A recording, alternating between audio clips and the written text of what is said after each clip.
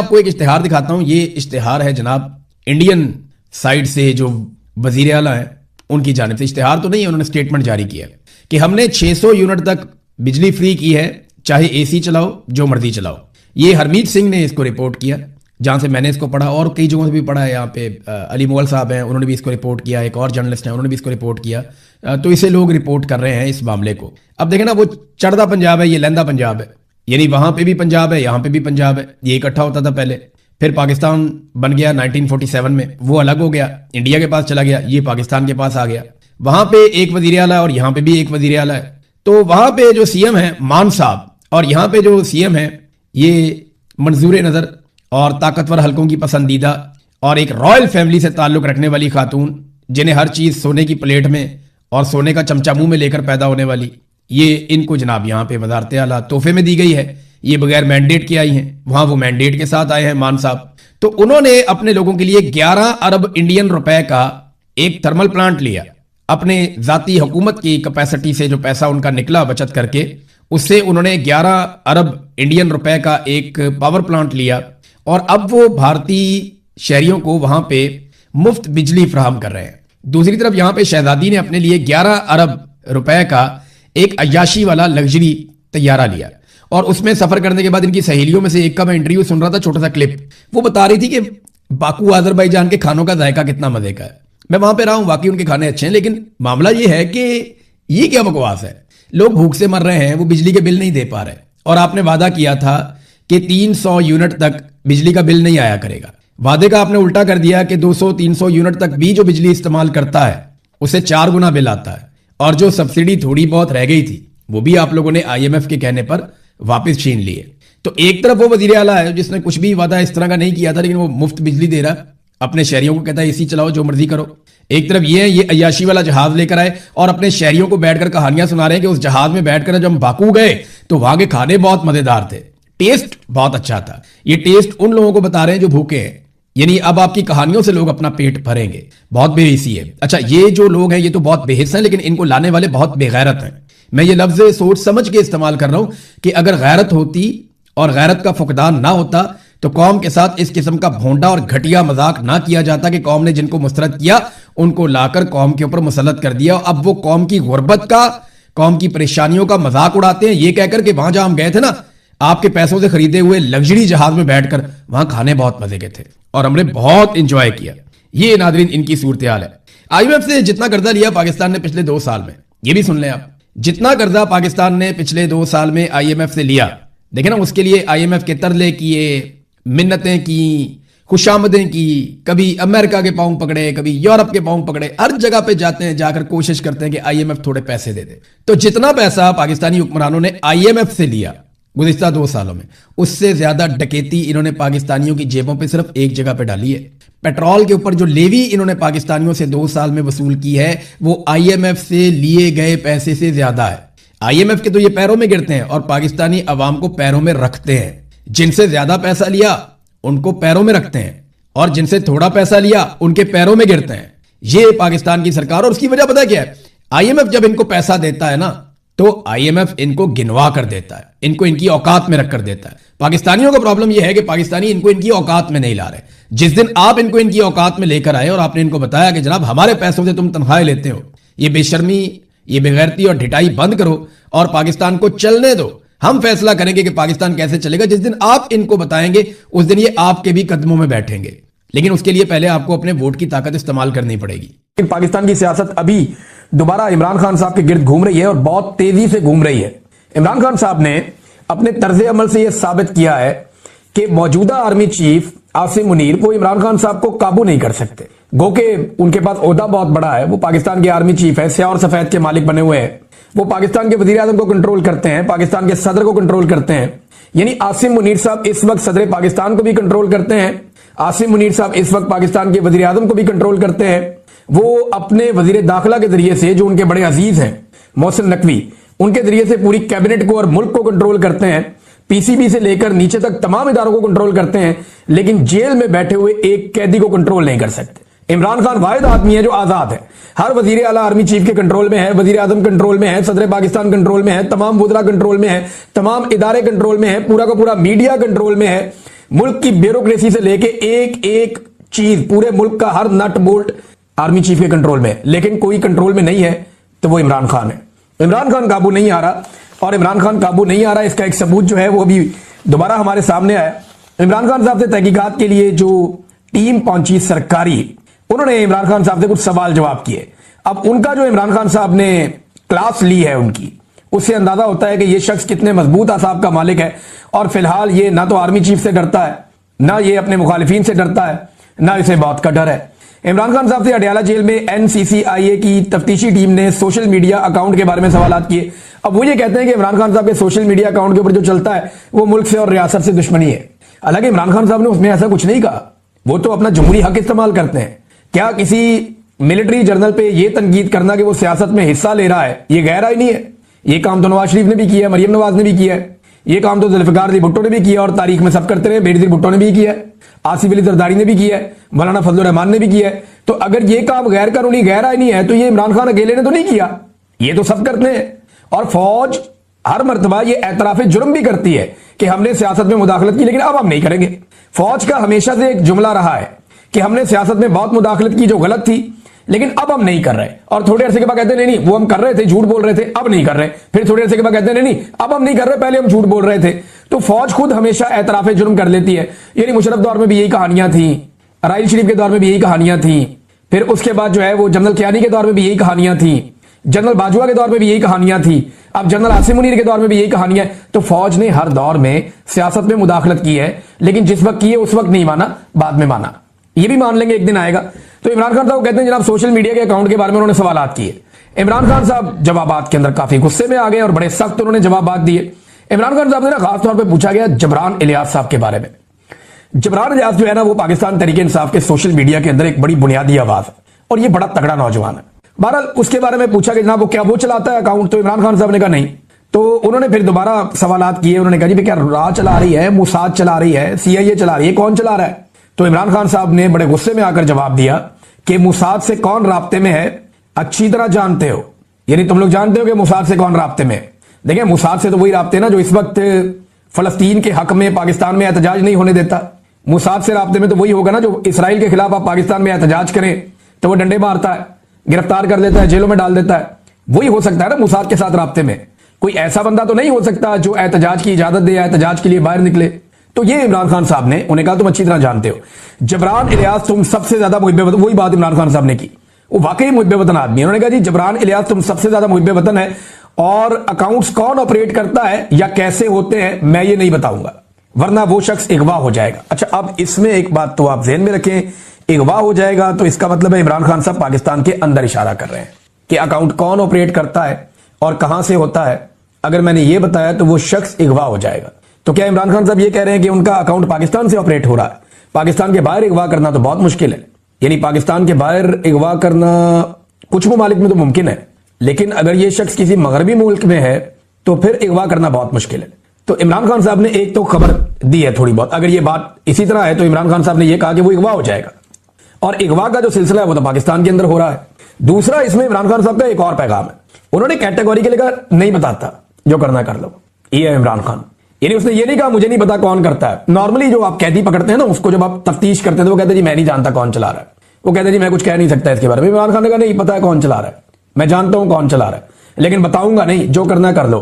और बताऊंगा इसलिए नहीं कि मैंने बता दिया तो वो बंदा अगवा हो जाएगा। तो ये इमरान खान साहब ने एक हिंट भी दिया और साथ में इमरान खान साहब ने तगड़ा जवाब भी दिया और अपने एक साथी को सपोर्ट भी किया कि नहीं जबरान इलियास तुम लोगों से ज्यादा मुहिब्बे वतन है। अब इमरान खान साहब की हदायत के ऊपर जो उन्होंने कहा था कि अफगानिस्तान के साथ बातचीत की जाए, ये इमरान खान साहब को बड़ी इसकी फिक्र है, क्योंकि वो जानते हैं कि कबायली इलाकों में, बलूचिस्तान में, खैबर पख्तूनख्वा के एरियाज में अमन तब तक नहीं आ सकता जब तक कि आप अफगानिस्तान के साथ एक वर्किंग रिलेशन ना बनाएं। आपको अफगानिस्तान की गवर्नमेंट, वहां की आवाम को इन्वॉल्व करना पड़ेगा, कबायली इलाके के जो अमायदीन है या लोग हैं उन्हें इन्वॉल्व करना पड़ेगा और फिर आपकी हुकूमत बैठ के उनके साथ बातचीत करे तो यह मसला हल होगा। तो अलीमा खान ने कहा कि ये डरे हुए हैं, ये दबाव डाल रहे हैं कि इमरान खान माफी मांगे। इमरान खान क्यों माफी मांगे?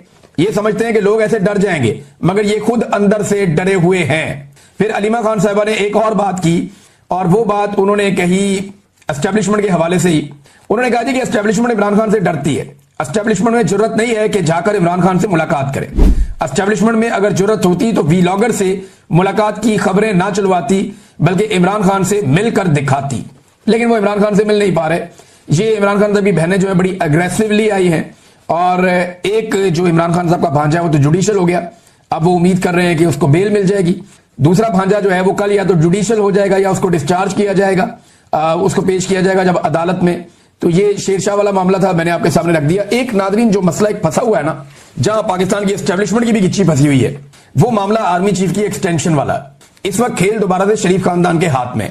देखिए ना, एक्सटेंशन की जो अप्रूवल है वो देनी है नवाज शरीफ ने, अमली तौर पे वो करना है शहबाज शरीफ और उसकी कैबिनेट ने, और मरियम नवाज बीच में एक मीडिएटर का रोल प्ले कर रही। तो ये सारे इकट्ठे हो गए थे मरी में, और दावा ये किया गया मुख्तलिफ सोर्सेज से कि वहां पे ये तसलसल जारी रखने का फैसला किया गया, ऐलान कर दिया जाएगा कि आर्मी चीफ की मुद्दत मुलाजमत यहीं से आगे कंटिन्यू करेगी और वो 2027 तक आर्मी चीफ रहेंगे। अब खेल जो है वो शरीफ खानदान के हाथ में। ये चाहे तो एक नया आर्मी चीफ ला सकते हैं, ये चाहे तो मौजूदा आर्मी चीफ को कंटिन्यू करवा सकते हैं, लेकिन जो भी नया आर्मी चीफ आएगा वो 5 साल के लिए आएगा, जो आर्मी एक्ट में इन्होंने तरमीम कर दी है। अब मौजूदा आर्मी चीफ को 5 साल देने या नहीं देने, इसका इख्तियार भी इस वक्त शरीफ खानदान के पास है। तो शरीफ खानदान क्या मांग रहा है, ये है सबसे बड़ी खबर। अब जो खबर मैं आपको दे रहा हूं, या जो मेरा तज्जिया भी है, और सिर्फ इस्तेमाल नहीं करनी पड़ेगी, उसको राइज करना पड़ेगा। वोट तो आप डाल देते हैं लेकिन निकलता किसी और का है। अब पाकिस्तानियों को इसका हल भी निकालना पड़ेगा।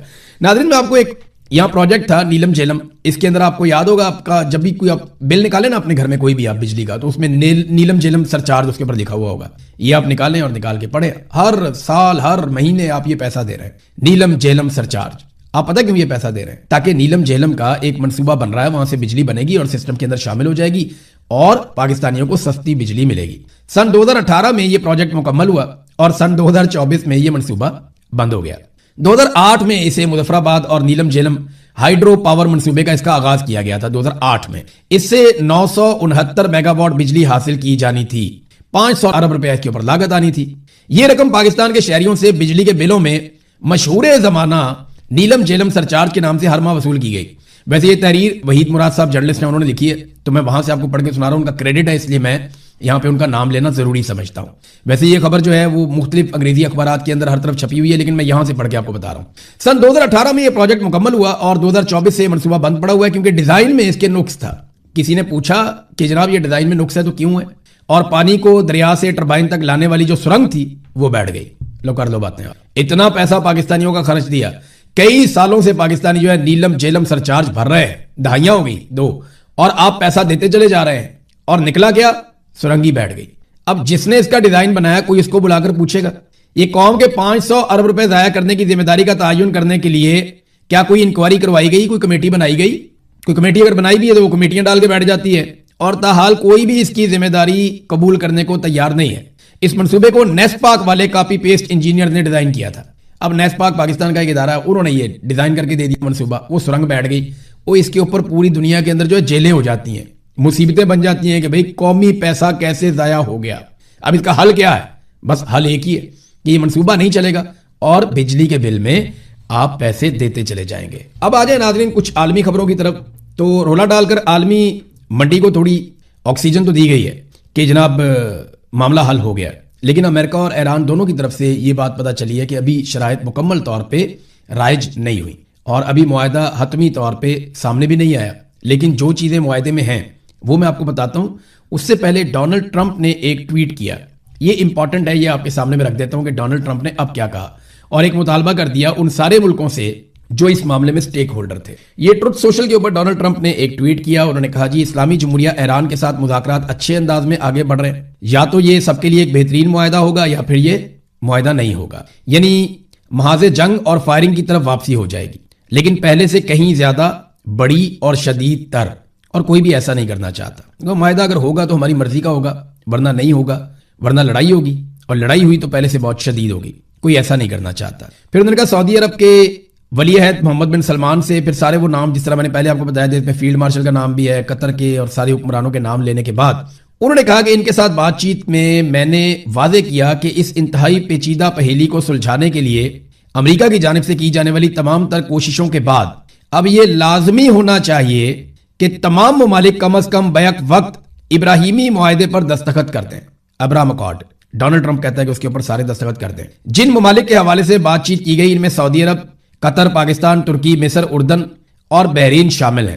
یہ ممکن ہے کہ کسی ایک یا دو ممالک کے پاس ایسا نہ کرنے کی کوئی وجہ ہو اور اسے تسلیم کیا جائے گا، لیکن اکثر کو تیار رہنا چاہیے، آمادہ ہونا چاہیے اور اس قابل ہونا چاہیے کہ وہ ایران کے ساتھ اس تصفیے کو اس سے کہیں زیادہ تاریخی واقعہ بنا دیں جتنا کہ یہ ہوتا۔ اب وہ یہ کہہ رہے ہیں جناب آپ ابراہم اکارڈ کے اوپر دستخط کریں۔ اس کا سادہ مطلب جو ہے، آسان مطلب وہ یہ ہے کہ آپ اسرائیل کو تسلیم کر دیں۔ اکا دکا ملکہ انہوں نے کہا تو میں بھی پاکستان کے بارے میں ان کے دماغ میں کہ پاکستان شاید تسلیم نہیں کر سکتا، پاکستان میں حالات ایسے ہیں۔ ایران کے بارے میں وہ یہ کہتے ہیں کہ ایران کو اس کے اندر بھی شامل ہونا چاہیے۔ پھر ایران کو وہ بڑا سعودی عرب اور قطر کے بارے میں انہوں نے کہا جی کہ ان کو تو یہ کرنا چاہیے اور اس کی شروعات سعودی عرب اور قطر کی جانب سے فوری دستخط کے ساتھ ہونی چاہیے، باقی سب کو اس کی پیروی کرنی چاہیے۔ پھر انہوں نے یہ بھی کہا کہ جناب یہ بڑا شاندار ہوگا، اس سے بہت سارے مالی فائدے بھی ملیں گے، جن ملکوں نے کیا ان کو بہت فائدہ ہوا، یہ بھی ڈونلڈ ٹرمپ نے کہا۔ تو اس سے بڑی کوئی اور چیز نہیں ہوگی، 5000 سالہ تاریخ کے اندر کبھی ایسا نہیں ہوا ہوگا، اس قسم کی باتیں ڈونلڈ ٹرمپ نے کر دی ہیں۔ اور یعنی ڈونلڈ ٹرمپ نے کہا کہ میں دنیا کے دوسرے خطے کی طرح اپنے نمائندوں سے کہہ رہا ہوں کہ وہ ان ممالک کو پہلے سے تاریخی ابراہیمی معاہدے میں شامل کرنے کا عمل شروع کر دیں اور اسے کامیابی سے مکمل کریں۔ اس معاملے پر آپ کی توجہ کا شکریہ۔ اب سمجھیں ذرا اس کو آپ، یہ اس کا نام ابراہیم اکارڈ کیوں رکھا گیا؟ پہلے اس کی ٹیکنیکل ریزن آپ دیکھ لیں۔ حضرت ابراہیم علیہ السلام کے دو بیٹے تھے، ایک کا نام حضرت اسحاق علیہ السلام اور ایک کا نام حضرت اسماعیل علیہ السلام۔ نبی اکرم صلی اللہ علیہ وآلہ وسلم جو مسلمانوں کے آخری نبی ہیں، آپ صلی اللہ علیہ وآلہ وسلم حضرت اسماعیل علیہ السلام کی اولاد میں سے تھے، جبکہ باقی بہت سارے انبیاء اور انبیاء کی پوری ایک لڑی حضرت اسحاق علیہ السلام کی اولاد میں سے تھے۔ حضرت اسحاق علیہ السلام کے بیٹے تھے حضرت یعقوب علیہ السلام، اور انہی کا نام جو ہے وہ اسرائیل بھی ہے، اور ان کی اولاد کو بنی اسرائیل کہتے ہیں۔ تو بنی اسرائیل میں بہت سارے کئیوں کے نام بھی نہیں پتا میں، بہت سارے پیغمبر آئے اور اللہ کا پیغام لے کر آئے۔